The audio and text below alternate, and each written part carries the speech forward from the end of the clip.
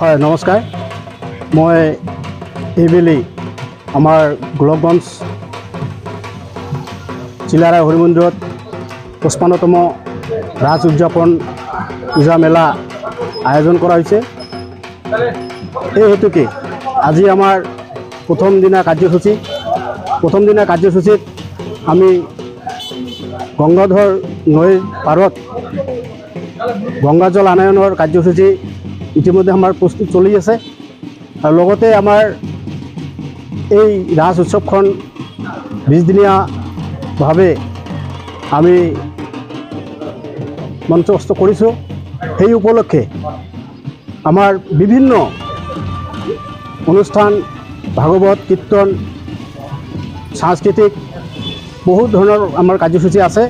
সেই হেতুকে মই চিলাৰায় হৰি মন্দিৰ নিৰ্মাণ কমিটিৰ সম্পাদক হিচাপে মই গোলকগঞ্জী ৰাইজ তথা ধুবুৰীবাসী ৰাইজ অসমবাসী ৰাইজক আহ্বান জনাইছোঁ, আপোনালোকে আমাৰ এই গোলকগঞ্জ চিলাৰায় হৰি মন্দিৰৰ একমাত্ৰ ঐতিহাসিক ৰাজ উদযাপনখনত আপোনালোকে সহায় সহযোগ কৰিব আৰু সহায় সহযোগৰ কাৰণে মই সকলোকে আহ্বান জনাইছোঁ আৰু সকলোকে শুভেচ্ছা জ্ঞাপন কৰিছোঁ।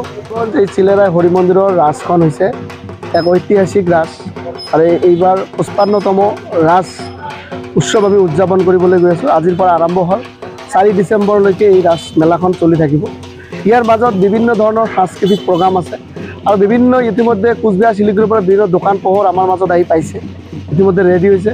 নতুন হিচাপে এইবাৰ ডাঙৰ মানে এটা মটকা পোৱা বা বিভিন্ন নতুন দোকান পোহৰ ইতিমধ্যে আমাৰ মাজত এই প্ৰতিষ্ঠানবোৰ ইতিমধ্যে পাইছে বা মানে আজিৰ পৰা আৰম্ভ হ'ব। গতিকে এই ৰাজখন একচুৱেলি গোলকগঞ্জৰ এই ৰাজখন ধুবুৰী জিলাৰে একমাত্ৰ ৰাজ বুলি ক'ব পাৰি। এইখন পুৰণি ৰাজ আৰু এইখন মানে বহুত দিনৰ 55তম ৰাজ আৰু সকলোৰে সহায় সহযোগিতা আমি আমাৰ কমিটিৰ পৰা আমি আবেদন জনাইছোঁ। আৰু এই 20 দিনৰ মাজত আমাৰ নৃত্য প্ৰতিযোগিতাকে ধৰি ৰাজলীলা কীৰ্তন ভাগৱত আৰু আমাৰ নাগৰা নাম আদিকে কৰি বিভিন্ন প্ৰগ্ৰাম আমাৰ মাজত আছে।